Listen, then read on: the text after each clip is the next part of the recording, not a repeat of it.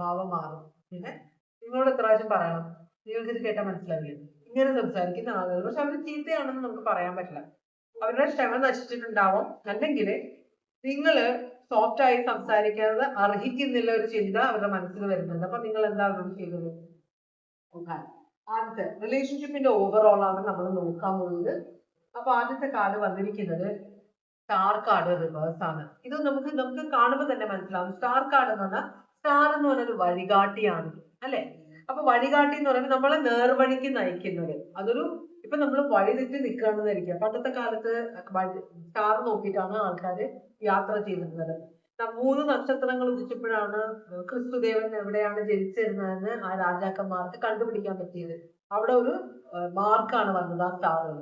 അപ്പൊ അതുപോലെയാണ് പണ്ട് തുടങ്ങിയ ആൾക്കാര് സ്റ്റാർ നോക്കിയിട്ടാണ് വഴി കാണുന്നത്. അപ്പൊ സ്റ്റാർ ഒരു വഴികാട്ടിയാണ്. ഇവിടെ അതൊരു ഹോപ്പിന്റെ, ഒരു പ്രത്യാശയുടെ ഒരു ഇതാണ് കാണുന്നത്. ഇവിടെ നേരെ തിരിച്ചാണ് സ്റ്റാർ വന്നേക്കുന്നത്. അതിനർത്ഥം ഇവിടെ വലിയ ഹോപ്പ് ഒന്നുമല്ല ഈ റിലേഷൻഷിപ്പിൽ എന്നാണ് പറയുന്നത്.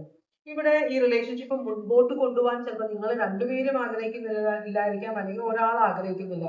ഈ റിലേഷൻഷിപ്പിൽ വളരെ ഒബ്സഷൻ ഉണ്ട്, ഇൻസെക്യൂരിറ്റി ഉണ്ട്, അറിവില്ലായ്മയുണ്ട്, ഒരു ട്രസ്റ്റ് ഇഷ്യൂ ഉണ്ട്, ഒരു കണക്ഷൻ ഫീൽ ചെയ്യുന്നില്ല നിങ്ങൾക്ക്.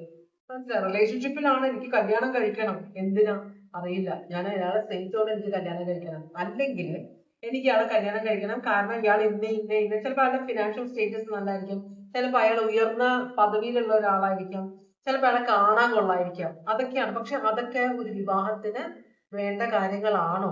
അതാണ് ഇവിടെ ഒരു ഹോപ്പില്ല, ഒരു പ്രത്യാശയ്ക്ക് വകയില്ല എന്നാണ് കാണിക്കുന്നത്. അക്വേറിയസ് സോഡിയസ്. അപ്പോ അങ്ങനെയാണെങ്കിൽ നിങ്ങളുടെ വ്യക്തിയുടെ അവസ്ഥ എന്താണ് ഇപ്പോഴത്തെ? നിങ്ങളുടെ വ്യക്തി ഏത് അവസ്ഥയിലാണ് ഇപ്പൊ നിൽക്കുന്നത്? ഈ വ്യക്തി എംപ്രസ് ആണ്.